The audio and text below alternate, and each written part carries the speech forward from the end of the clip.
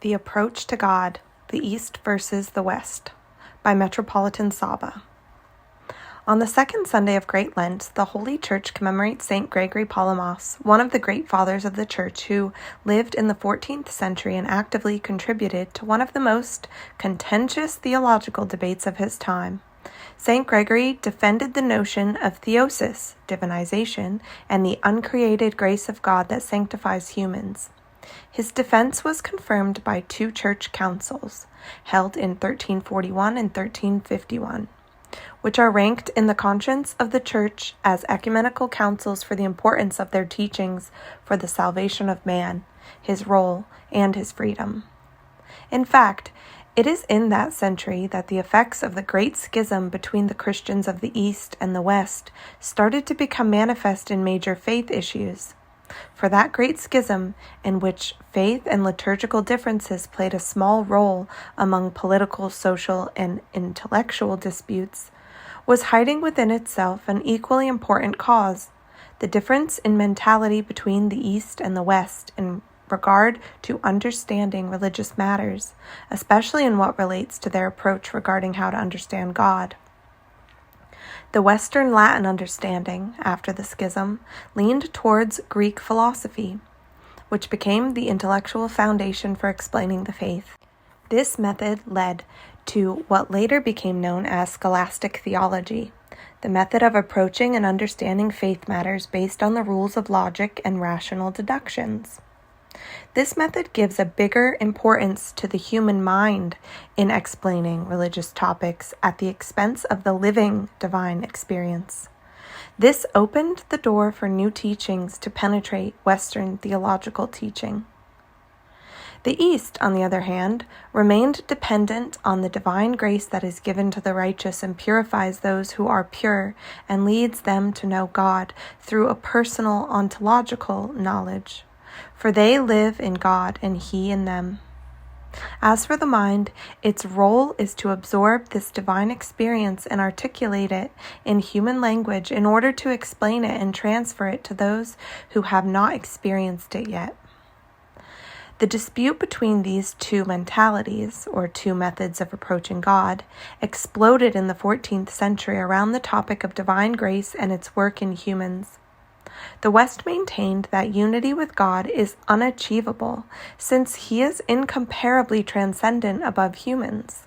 In addition to that, the West affirmed that the light experienced by the spiritually advanced is a created light and, thus, not itself the light of God.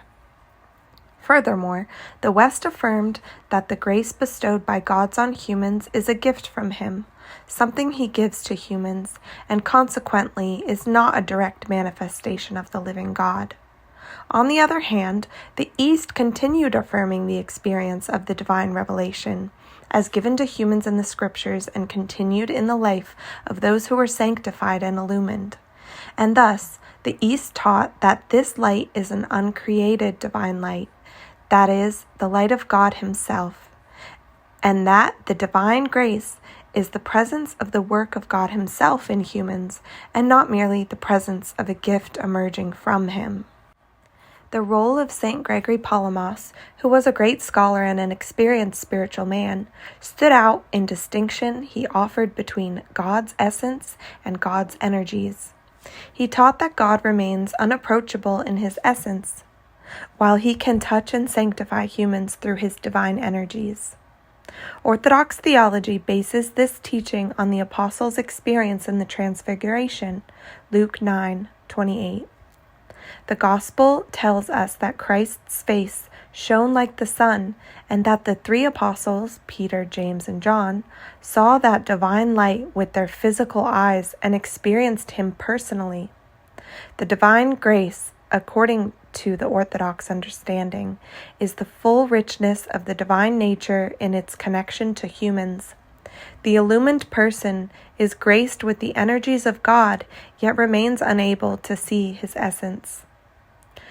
The importance of this teaching, which might appear to some as a mere theoretical and intellectual dialogue, lies in man's journey towards holiness and divinization, theosis, which are the goals of the Christian life.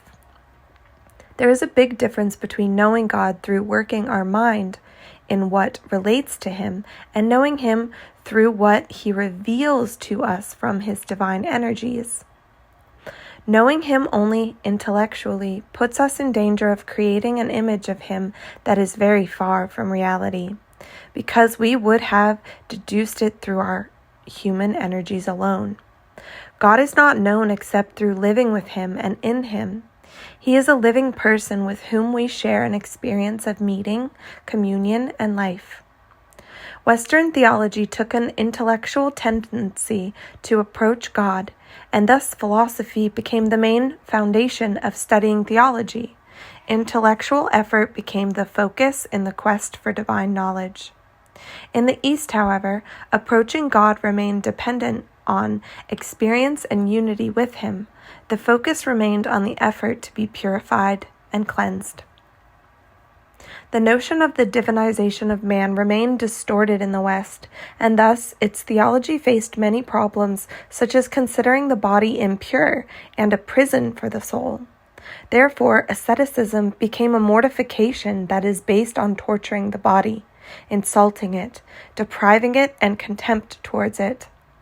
The East, however, continued in the spiritual tradition, which taught that the experience of divinization is lived through the presence of divine grace in humans. Thus, asceticism and abstinence are seen as tools for humans to transcend spiritually and to sanctify their bodies and souls, in addition to transfiguring them in the world with them. The West reduced the Christian life and the way for humans to transcend into legalistic instructions and rules based on reward and punishment. Quote, what is permissible and what is prohibited? In addition to contempt towards the material and the sanctification of the mind. The East, on the other hand, focused on purification as the means to attain illumination. In addition, it demonstrated the spiritual life as three successive phases that can overlap at times. The first phase is that of the servant that works out of fear of punishment. The second phase is that of the hireling who seeks the reward. And the third phase is that of the son who aims to resemble his father out of love for him. Throughout all this, the focus should always remain on attaining the phase of sonship. The notion of divinization remains unknown to many, even in the East. Humans tend to be satisfied in their religious experiences with what is between their hands, that is, what eases their conscience. It is easier to be a servant or a hireling than to become a son and acquire our Father's attributes. The latter gives us a unique responsibility and requires from us a great love for the Lord and a longing to unite with Him. We can achieve that when we rise above the delights of the world. As Saint Sophronie of Essex said, quote, our longing and affectionate attraction to the celestial world is our joy, and it is what transforms a painful aging into a bright, dignified one that anticipates the mercies, consolations, and embraces of the Father. Our religious life is not limited to rules, duties, and moralities that we must follow to build a better world. It is rather a love and a longing for God, having realized that we are created in His image. We experience the movement of the remnant of God's image in us, no matter how distorted it is, towards its origin. That movement is one that we are unable to resist unless we are drowning in ego and selfishness. God will visit us in diverse manners until He is able to open the eyes of our hearts to Him. Yet He does not force us. He stays at the door knocking until we open for Him, and then He enters and dines with us. Revelation 3:20.